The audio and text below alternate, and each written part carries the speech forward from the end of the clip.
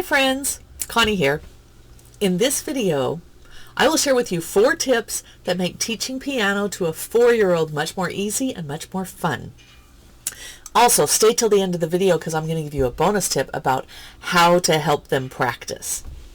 Alright, I've been teaching for about 40 years. I first became interested in teaching preschool age kids when my own daughter turned 4. So I have tried a lot of things, I have tested a lot of things over the years, and I want to share with you the things that I have found that work the best. All right, tip number 1. Keep the lesson short. Really short. Their attention span is only about 10 to 15 minutes.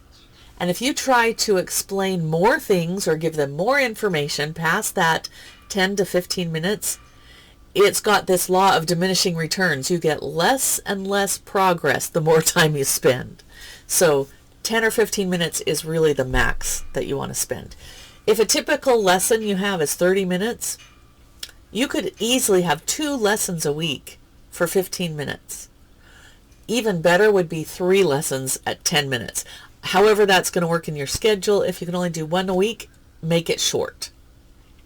All right, tip number 2. Teach a variety of concepts. Again, their attention span, they don't want to spend that whole 10 or 15 minutes on one thing. So you could teach something on the piano, concept of 2 black keys or 3 black keys. Then you can have something in theory. If they're ready, what a whole step is, what a half step is.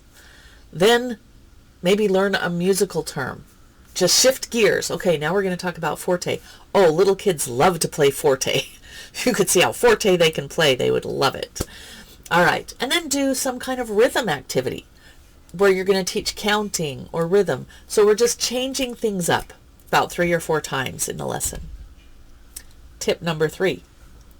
Use a variety of activities. So you could have them sitting at the piano. Each one of those concepts could be done at the piano. But let's change it up a little. Maybe let's just teach 2 black keys and 3 black keys at the piano. While we're still on that concept, you could move away from the piano and you could have a little ear training. Have them listen. Am I playing 2 keys or 3 keys? And play 1, 2 or 1, 2, 3. And they can test that out.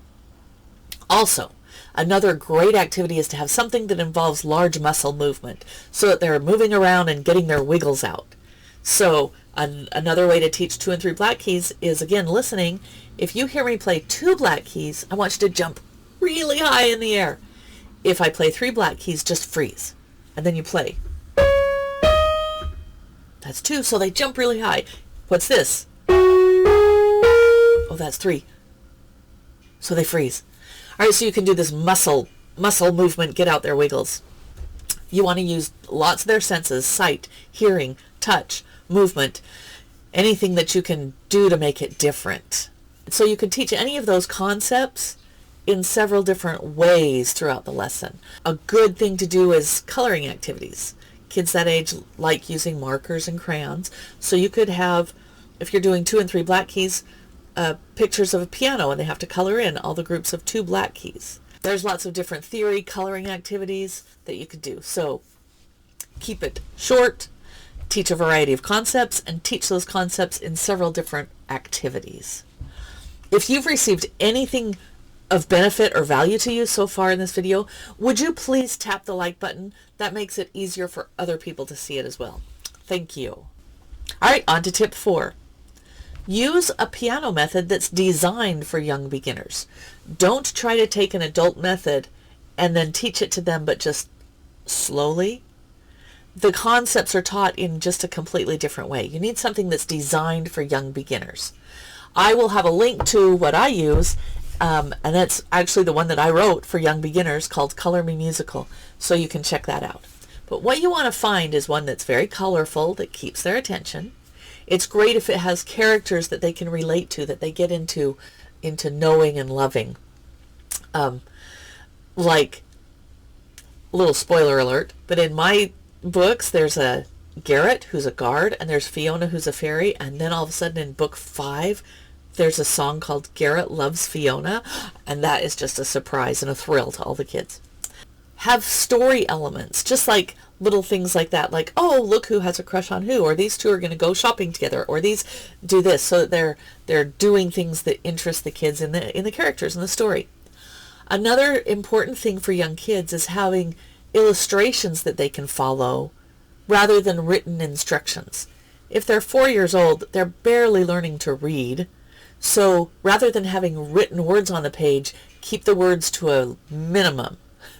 Maybe just for the teacher or the parent who's helping them through, and have pictures like, here's a picture of a hand, and it's the left hand, the thumb is going this way, and then a big arrow pointing to this finger is what we're going to use, and then a picture of the key that we're going to play. And so it's very easy to just follow along with visuals instead of instructions. Now for the bonus, how to help a 4-year-old practice. Okay, you're going to get a triple bonus because I have 3 suggestions for you. First of all, mark the pages that they're supposed to practice in their book. Don't mark them in a notebook, like an assignment notebook. That adds another step. They have to find their assignment notebook, then they have to understand the instructions, and then go to their piano book and do it. Let them just open up their piano book and have a sticky note sticking out the top, or a paper clip on the pages, or something so that it's easy to identify, boom, here's my assignment. Okay, second thing, do write their assignment very clearly in an assignment notebook or an email to their parents. Parents are crucial at home at this age. If nothing else, they need to help that little 4-year-old get to the piano and get their practicing done. Okay? Even better, they sit with them while they practice. But either way, they need to understand what the practicing assignments are to help them get started and get through their practicing each day.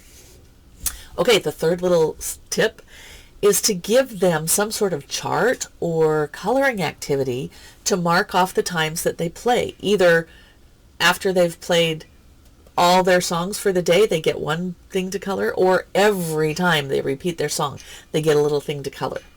One thing that's easy is a Christmas tree just covered with ornaments, and they get to color in each little ornament on the tree every time they play through their song. There's something each month, usually with a theme or a season or a holiday, that you can create really fun coloring activities. But kids love that, getting stickers or getting little rewards for every step of the way. And that makes it a lot more fun. And if it's more fun, they'll do it. Okay, hope you enjoyed the video, and like a perfect cadence, this is the end.